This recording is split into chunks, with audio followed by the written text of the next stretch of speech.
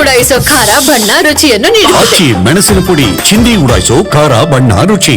ಚಿಕ್ಕಮಗಳೂರಿನಲ್ಲಿ ಮಿತಿ ಮೀರಿದ ಕಾಡಾನೆಗಳ ಉಪಟಳ.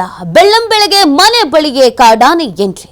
ಮನೆಯಲ್ಲಿದ್ದವರ ಮೇಲೆ ದಾಳಿಗೆ ಮುಂತಾದ ಆನೆ. ಕಾಡಾನೆ ಕಂಡು ಎದ್ನೋ ಬಿದ್ನೋ ಅಂತ ಓಡಿದ ಮನೆಯವರು. ಮೂಡಿಗೆರೆ ತಾಲೂಕಿನ ಬಾರದಹಳ್ಳಿ ಗ್ರಾಮದಲ್ಲಿ ಒಂದು ಘಟನೆ ನಡೆದಿದೆ. ಗೋಣಿಬೀಡು ಹೋಬಳಿಯಲ್ಲಿ ಬೀಡು ಬಿಟ್ಟಿರುವ 42 ಆನೆಗಳು. ಕಾಡಾನೆಗಳ ಸಂಚಾರದಿಂದ ಆತಂಕದಲ್ಲಿದ್ದಾರೆ ಅಲ್ಲಿನ ಗ್ರಾಮಸ್ಥರು. ದಿನದಿಂದ ದಿನಕ್ಕೆ ಕಾಡಾನೆಗಳ ಉಪಟಳ ಹೆಚ್ಚಾಗ್ತಾನೇ ಇದೆ. ಚಿಕ್ಕಮಗಳೂರು, ಹಾಸನ ಈ ಭಾಗದಲ್ಲಿ ಮಿತಿ ಮೀರ್ತಾ ಇದೆ ಕಾಡಾನೆಗಳ ಉಪಟಳ. ಬೆಳ್ಳಂಬೆಳಗ್ಗೆನೆ ಮನೆ ಬಳಿನೇ ಕಾಡಾನೆ ಎಂಟ್ರಿ ಕೊಟ್ಬಿಟ್ಟಿದೆ.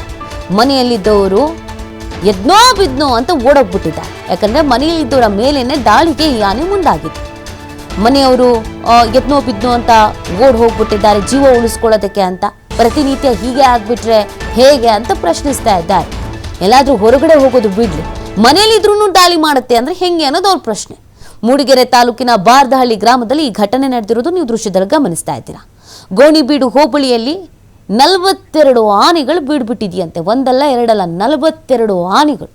ಕಾಡಾನೆಗಳ ಸಂಚಾರದಿಂದ ಇದೀಗ ಗ್ರಾಮಸ್ಥರು ಆತಂಕದಲ್ಲಿದ್ದಾರೆ. ಯಾವಾಗ ಎಲ್ಲಿಂದ ಯಾವ ಆನೆ ಬಂದು ಅಟ್ಯಾಕ್ ಮಾಡುತ್ತೆ ಅನ್ನೋದನ್ನು ಹೇಳೋದಕ್ಕೆ ಸಾಧ್ಯ ಇಲ್ಲ. 42 ಆನೆಗಳು ಇದೆ.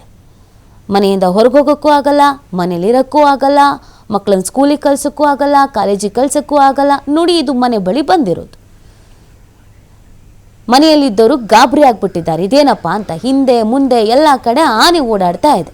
ಮನೆಯಿಂದ ಹೊರಗೆ ಬರೋಕ್ಕೂ ಆಗಲ್ಲ, ಮನೆ ಒಳಗೂ ಇರೋಕ್ಕಾಗಲ್ಲ ಅಂತ ಪರಿಸ್ಥಿತಿಯಲ್ಲಿ ಇದ್ದಾರೆ.